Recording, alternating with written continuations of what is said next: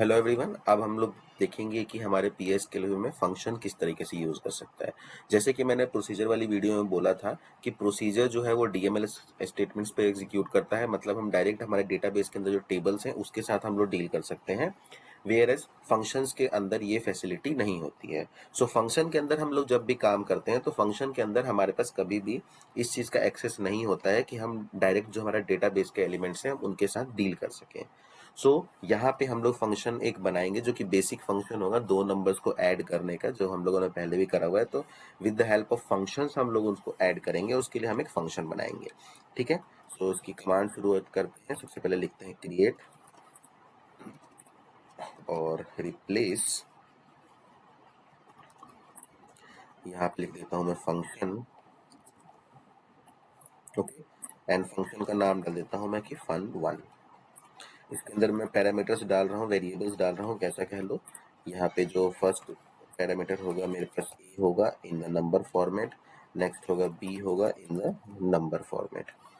Okay, then function कुछ ना कुछ वैल्यू रिटर्न करता है, तो उसका रिटर्न लिखेंगे। रिटर्न टाइप क्या होगा, रिटर्न टाइप भी इसका नंबर होगा। ओके, एंड नाउ अब फंक्शन के अंदर कोई अगर मेरे को वेरिएबल क्रिएट करना है, जैसे कि मैंने बताया था कि वहाँ पे भी हम लोग वेरिएबल क्रिएशन कर सकते हैं, डिक्लेरेशन कर सकते हैं। तो यहाँ पे मेरे को एक सी नाम का वेरिएबल चाहिए, तो मैं सी एक क्रिएट कर लेता हूँ। Now I will begin my process. यहाँ पे हम लोग वो सारे काम कर सकते हैं जो भी आपको ऐसे प्रोसेस वर्क करना है। सो मैं यहाँ पे C is equal to A plus B कर देता हूँ। ओके, एंड नाउ सिंपली मैं यहाँ पे रिटर्न कर देता हूँ सी को, return C, and this is int. So आप देख सकते हैं कितना इजी था फंक्शन को क्रिएट करना। एंड ये मेरा एक पूरा का पूरा फंक्शन क्रिएट हो गया है, जहाँ पे ये मेरी फंक्शन की डेफिनेशन हो गई है। इसको मैंने बता दिया, यहाँ पे कौन कौन से पैरामीटर्स जा रहे हैं वो बता दिया, एंड फंक्शन क्या रिटर्न कर रहा है वो भी बता दिया। फंक्शन के अंदर हमें कभी कभी वेरिएबल डिक्लेयर करने की जरूरत पड़ जाती है, तो इस तरीके से हम यहाँ पे वेरिएबल डिक्लेयर कर लेंगे और बिगिन के अंदर फंक्शन की बॉडी आ जाएगी। अब इसको सिंपली मैं रन कर लेता हूँ। Function fun1 compiled successfully. सो मेरा फंक्शन यहाँ पे कंपाइल हो गया। अब फंक्शन भी कंपाइल हो गया, कहाँ स्टोर होता है, तो वो फंक्शन के फोल्डर के अंदर स्टोर होता है। इसको मैं एक्सपैंड करता हूँ और रिफ्रेश करता हूँ। It may take a minute or two refresh होने के लिए। fun1 के नाम से मेरा फंक्शन आएगा, ये अभी तक नहीं आया है, कभी कभी टाइम लग जाता है आने में। सो अगेन एक बार रिफ्रेश करते हैं। इसी fun1 के नाम से मेरा फंक्शन है, इस पे मैं क्लिक करूंगा तो एक अलग से डायलॉग बॉक्स ओपन हो जाएगा और यहाँ पे मेरे पास मेरा फंक्शन की पूरी डेफिनेशन है हुई है। ठीक है, नाउ अब फंक्शन को कॉल करते हैं। फंक्शन को कॉल करने के लिए मेरे को बिगिन एंड के अंदर ही कॉल करना पड़ेगा। सो मैं एक बिगिन कर लेता हूँ एंड यहाँ पे मैं कॉल करता हूँ fun1 एंड यहाँ पे मैं इसको वेरिएबल दे देता हूँ 2,5। ओके, एंड ये एक वैल्यू रिटर्न कर रहा है। ध्यान देने वाली बात है, फंक्शन एक वैल्यू रिटर्न कर रहा है, तो जो ये वैल्यू रिटर्न कर रहा है उसको कहीं ना कहीं स्टोर करना पड़ेगा। सो मैं यहाँ पे डिक्लेयर कर लेता हूँ एक वेरिएबल सम के नाम से और नंबर फॉर्मेट में।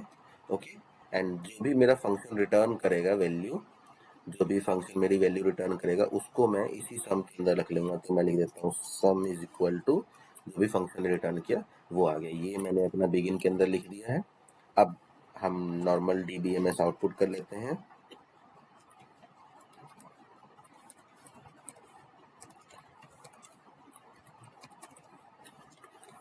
और यहाँ पे मैं अच्छा सा लिख देता हूँ sum is equal to and SUM। So यहाँ पे मेरा सम आ जाएगा इसके अंदर, DBMS output dot put line. Okay, next में अब मेरा कुछ नहीं करना, मैं अपने फंक्शन को एंड कर देता हूँ। ये देखिए डिक्लेयर ब्लॉक के अंदर मैंने सम के नाम से एक वेरिएबल डिक्लेयर कर लिया, जो भी फंक्शन वैल्यू रिटर्न कर रहा है वो इस सम के अंदर आ जाएगी और मैंने सम को फाइनली प्रिंट करा दिया। अब इसको रन कर लेते हैं। ओके, एरर आया है कुछ, एक्सपेक्टिंग क्लोजिंग ब्रैकेट्स। ओके, कहाँ क्लोजिंग ब्रैकेट मेरे से रह गए हैं।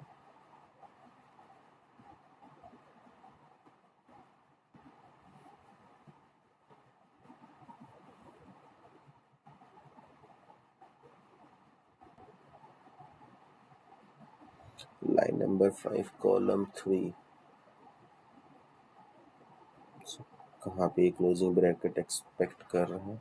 ओके, सम के अंदर मैं सम ना लूँ, यहाँ पे मैं सम वैल्यू ले लेता हूँ, जिससे कि ये कंफ्यूजन ही हट जाएगा। ओके, अब ये एक्सपेक्ट नहीं करेगा क्लोजिंग ब्रैकेट, क्योंकि सम एक फंक्शन की तरह वर्क कर रहा था। Now again expecting closing brackets,